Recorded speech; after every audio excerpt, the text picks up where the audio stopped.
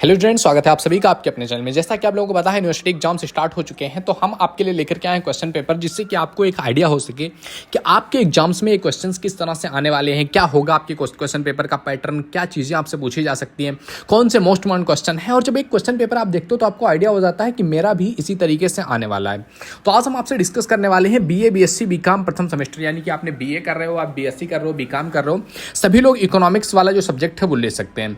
तो प्रथम semester examination 2021-22 इसका इकोनॉमिक्स अर्थशास्त्र, जिसके पहले पेपर का नाम है आपका प्रिंसिपल ऑफ माइक्रो इकोनॉमिक्स, यानी कि बेस्ट अर्थशास्त्र का आपके बारे में बात करना है। और अगर आप क्वेश्चन पेपर देख रहे हो ना, क्वेश्चन पेपर आप देख सकते हैं 3 घंटे का आपको यहाँ पर टाइमिंग दिख रहा है, यानी कि आपका जो पेपर होने वाला है वो कैसा होगा, पेपर आपका लिखित पेपर होगा, क्योंकि अगर ऑप्शनल होगा तो 2 घंटे का पेपर होता है, तो आपका 3 घंटे का पेपर होने वाला है। और इसके बाद सबसे मोस्ट इम्पॉर्टेंट चीज़ आपको क्या देखनी है कि ये टोटल कितने नंबर जो है, क्या इसमें नोट्स दिया हुआ है। तो इसमें कह रहा है कुल 5 प्रश्नों का उत्तर देना है। प्रथम प्रश्न आपका अनिवार्य होगा और प्रत्येक इकाई में 1 प्रश्न का उत्तर देना है, और प्रत्येक प्रश्न के दाहिनी ओर उसका अंक भी अर्जित है। लघु उत्तरीय प्रश्नों के उत्तर की अधिकतम सीमा 200 वर्ड्स है, और दीर्घ उत्तरीय प्रश्नों के उत्तर की जो अधिकतम सीमा है वो 500 वर्ड्स है। तो इस तरीके से आपका क्वेश्चन पेपर रहेगा। अब यहाँ पर देख सकते हैं आपके सामने क्वेश्चन नंबर 1 लिखा हुआ है, एंड यहाँ पर दिया हुआ है एक क्वेश्चन का नंबर 3.5 एंड 10 क्वेश्चन होंगे, इस वजह से आपका 35 नंबर बनने वाला है। अब इसमें आप देख सकते हो पहला क्वेश्चन आपको दिख रहा है क्या, सीमांत उपयोगिता यानी कि मार्जिनल यूटिलिटी क्या होती है, इसके बारे में आपको डिस्कस करना है। 200 वर्ड्स में आपको देना है क्वेश्चन का आंसर। इसके बाद बी नंबर ऑप्शन आपके सामने दिख रहा है, ये कह रहा है आपका सीमितता दुर्लभता संबंधी जो सिद्धांत है, जो स्कैरसिटी सेंटर्ड जो डेफिनेशन है, उसके बारे में बात करना है। इसके बाद सी नंबर का आपका ऑप्शन है कि जल हीरा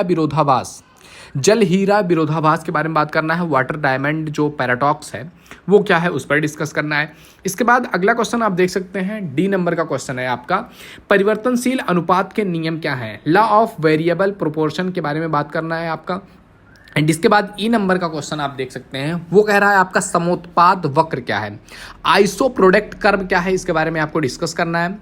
एंड इसके बाद अगला क्वेश्चन आपको दिख रहा है एफ नंबर का क्वेश्चन कि पूर्ण प्रतियोगिता की मान्यताएं क्या है, पूर्ण प्रतियोगिता की मान्यता क्या है, एजम्पशंस ऑफ परफेक्ट कंपटीशन क्या होता है, उसके बारे में डिस्कस करना है। एंड इसके बाद जी नंबर का क्वेश्चन आपको दिख रहा है, क्या कह रहा है आपसे, एकाधिकार बाजार की विशेषताएं, एकाधिकार बाजार की क्या विशेषताएं हैं, features of monopoly market, monopoly होता है ना मार्केट में कि मेरा ही बस है, एकाधिकार, तो उसकी क्या विशेषताएं है उस पर डिस्कस करना है। एंड इसके बाद आपका एच नंबर का क्वेश्चन कह रहा है आपसे वास्तविक अर्थशास्त्र और आदर्श अर्थशास्त्र, जो आपका एक पॉजिटिव इकोनॉमिक्स होता है, एक नॉर्मेटिव इकोनॉमिक्स होता है, उनमें डिफरेंस क्या है, इनके बारे में बताना है, और वो दोनों क्या है।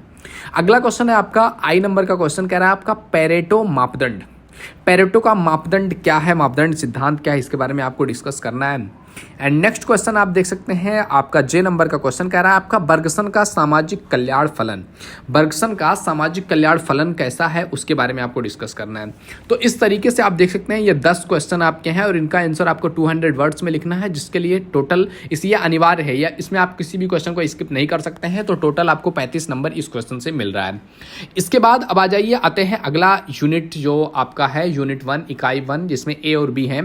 तो उसमें आपका सेकंड नंबर क्वेश्चन आता है। तो सेकंड नंबर क्वेश्चन आपसे क्या कह रहा है, देखो ध्यान से, कि मांग का नियम क्या है, मांग का नियम क्या है, और उन तत्वों का वर्णन करो जो मांग को प्रभावित करते हैं। What is the law of demand, mention factors which is influence the demand of the community. तो ये आपका सेकंड क्वेश्चन हो गया। और सेकंड क्वेश्चन में ही आपको देख सकते हैं उपभोक्ता का अथवा करके दिया हुआ है, उपभोक्ता के संतुलन का क्या अर्थ है, उपभोक्ता के संतुलन का क्या अर्थ है, उदासीनता वक्र विश्लेषण की सहायता से इसकी व्याख्या करना है। What is the meant by consumers equilibration equilibrium and explain in with the help of utility analysis. तो ये क्वेश्चन आप देख सकते हैं, second number question and third number question, इन दोनों में से किसी एक को लिखना है, अथवा करके आप देख सकते हो, इनमें से किसी एक को आपको लिखना पड़ेगा, और 10 नंबर इसके लिए आपको मिलेंगे। इसके बाद आप देख सकते हो क्वेश्चन नंबर 4 आपके सामने दिख रहा है कि पैमाने के प्रतिफल से क्या अभिप्राय है, इसके विभिन्न पहलुओं का व्याख्या करना है। तो कह रहा है what is the meant bye returns of scale, explain its various phases. तो ये आपका क्वेश्चन नंबर 4 दिख रहा है। एंड अथवा करके दिया हुआ है आपको क्वेश्चन नंबर 5 कि पूर्ण प्रतियोगिता से आप क्या समझते हैं, इसकी विशेषताओं को बताइए। यही चीज़ अभी हमने जो है छोटा जो क्वेश्चन था लघु उत्तरीय क्वेश्चन, उसमें भी देखा पूर्ण प्रतियोगिता के बारे में पूछा गया है। What do you understand by perfect competition and discuss their prosperities. तो ये आपका चौथा और पांचवा क्वेश्चन है, इनमें से किसी एक क्वेश्चन को आपको करना है। ओके, इसके बाद अगला क्वेश्चन देख लेते हैं। 6 नंबर का क्वेश्चन कह रहा है आपसे कि एकाधिकार बाजार क्या है, एकाधिकार बाजार की मुख्य विशेषताएं और मान्यताओं की व्याख्या करनी है। What is the monopoly market, explain main prosperities and assumptions of monopoly market. ये आपका 6 नंबर का क्वेश्चन है, या आप ये कर सकते हैं, या फिर आपके पास ऑप्शन है 7 नंबर क्वेश्चन जो है आपका विपरीत चुनाव, जो है आपका एडवर्स सिलेक्शन, एंड 7th में ही 2 पार्ट है आपका नैतिक संकट, मोरल हैजर्ड। तो या तो आप क्वेश्चन नंबर 7 कीजिए या फिर क्वेश्चन नंबर 6, ये आपके पास ऑप्शन है। एंड इसके बाद अगला क्वेश्चन आता है क्वेश्चन नंबर 8, कल्याणवादी अर्थशास्त्र को परिभाषित कीजिए और आदर्श जो अर्थशास्त्र है उससे इसके अंतर को स्पष्ट करना है। Define the welfare economic and distinguish it from the normative economics. तो ये आपका क्वेश्चन है 8 नंबर। एंड 9th नंबर करके दिया हुआ है आपका सिटोवस्की विरोधाभास से आप क्या समझते हैं तथा सिटोवस्की दोहरे मापदंड की व्याख्या कीजिए। What do you understand by Scitovsky paradox and explain Scitovsky's dual सर्टिशन।